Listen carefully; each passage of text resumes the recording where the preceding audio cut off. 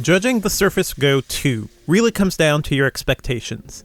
Can you live with the slow performance to get a well-designed $400 tablet PC, not including a keyboard? Or are you okay with spending hundreds more to get a slightly more capable machine that's as cute as a button? If you answered yes to either question, this might be the mini PC for you. If you answered no, stay far away, for this path leads to frustration.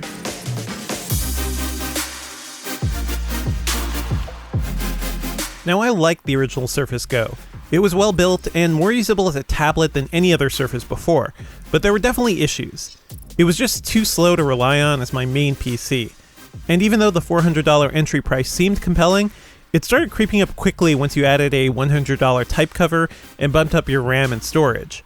Once you start creeping past $500, it's not hard to find last-gen ultra-portables on sale that could be far more practical, like a 2 or 3 year old XPS 13.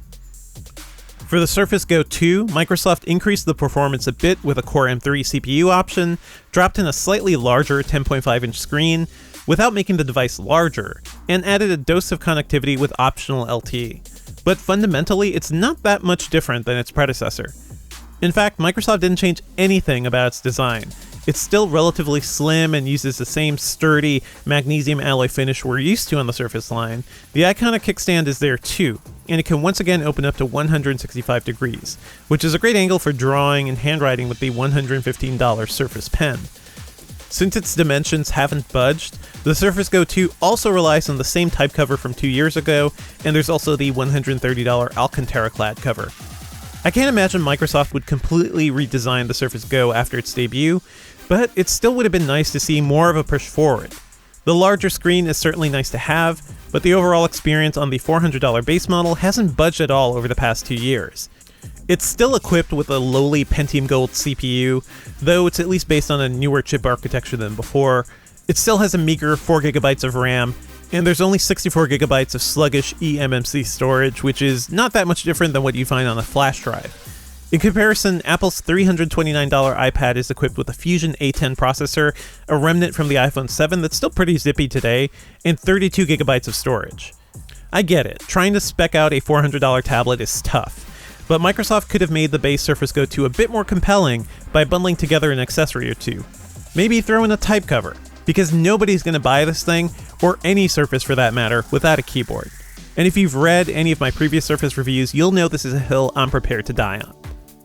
Our review model, conveniently enough, was the highest-end $730 Surface Go 2, which had a Core M3 CPU, 8GB of RAM, and a 128GB SSD. It also had built-in LTE, but I wasn't able to test that out in time for this review, and it's not like I'm going anywhere anytime soon. As soon as I started browsing the web and building up my usual pile of tabs, I could immediately feel the speed difference from the original Go. That's why I'm particularly annoyed the base model hasn't improved much. I know how limiting a Pentium Gold CPU can be. The type cover remains a fantastic little keyboard, even if it's a bit cramped. It'll take a bit of getting used to, but after working on the Go 2 for an hour, my fingers quickly adapted. There's a decent amount of key travel, like all of the Surface covers, and it attaches to the tablet easily with magnets. The Surface kickstand hasn't changed a bit either. It's functional, but I would still love a solution to the way it digs into my bare legs when it's on my lap. Despite the additional power, it didn't take long for me to feel the upper limits of our Surface Go 2. CPU usage never dipped below 50% with a few dozen browser tabs, Evernote, Spotify, and Slack open. I reached 75% memory capacity even sooner, and it only crept up higher the more I used it. Now, realistically, I would probably be a bit more cautious about opening up too many tabs on such a lightweight PC, but I wanted to see how the Surface Go 2 would handle my usual workflow, and for the most part I was impressed by how well the Core M3 CPU held up.